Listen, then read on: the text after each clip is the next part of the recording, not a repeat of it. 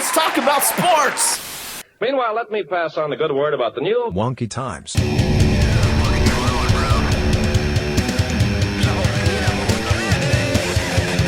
richer, fuller. Wonky Times. They'll say it's incredible. Wonky Times. Well, Wonky Times.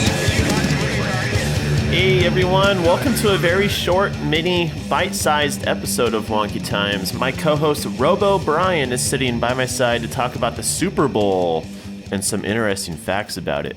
Matt, it's a rather wonky sport. Heck yeah, it is, Brian. A field full of people, wearing super tight stretchy pants, breathing heavily, plowing into each other, getting up from the ground, and then ramming into each other once again until a ball made of pig's skin is taken into an end zone.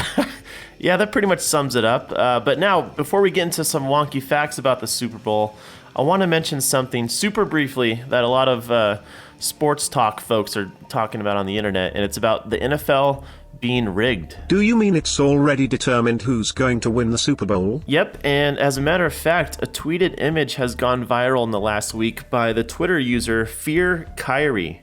The user tweeted an image of a box score from Pro Football Reference that showed the Philadelphia Eagles beating the Kansas City Chiefs by a score of 37-34 in the Super Bowl on Sunday, February 12th, 2023. So listen up. The Eagles, I repeat, the Eagles are going to beat the Chiefs 37-34.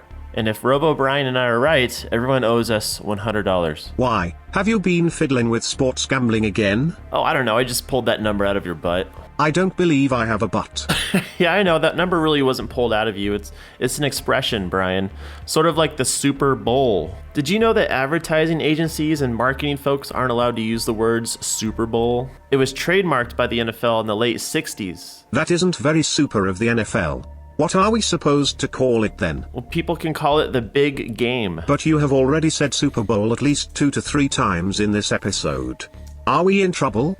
Should I contact my lawyer? Nah, dude, we're rebels. But I guess we can just call it the big game from now on. Is this particular game bigger in size? Is the field larger?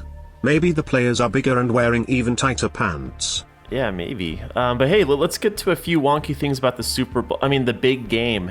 Music, Brian, hit it.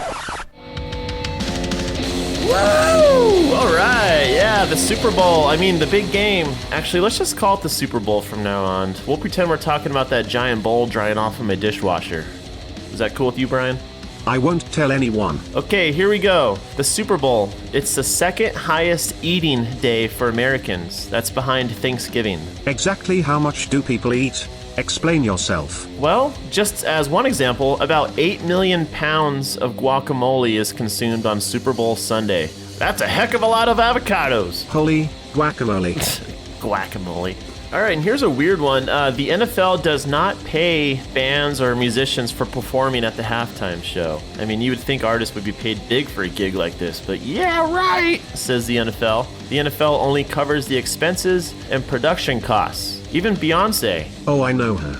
The Queen Bee. Yeah, her. She was not paid a penny to perform in the Super Bowl. And speaking of money, the average cost of a ticket to the past 5 Super Bowls is $6,382 a person. Holy guacamole. Okay, Brian, here's a cool one. You're going to like this one. Sarah Thomas, she was the first female to referee a Super Bowl back in 2021. Sarah Thomas, you go girl. You go, girl!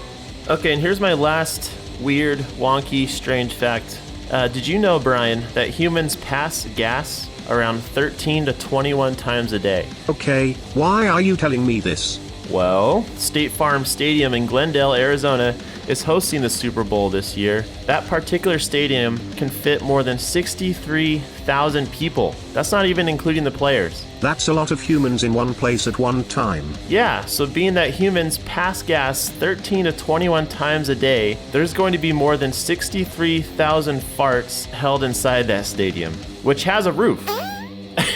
All of those farts are going to be trapped inside the stadium for hours. I am so glad I do not have the flatulence feature installed in my firmware. Okay, that's our show for today. Have a great Super Bowl Sunday, everyone. And don't forget to subscribe to this podcast wherever you listen, and head on over to wonkytimes.com for the wonkiest stories in the world. Or on the internet, at least. Plus, if you have seen anything strange, we would love to hear about it. email us at getwonky@wonkytimes.com for a chance to be featured in an upcoming episode of the Wonky Times podcast. Well, that's it. Thanks for getting wonky with us, everybody. It's time for Matt and RoboBrian to get the heck out of here.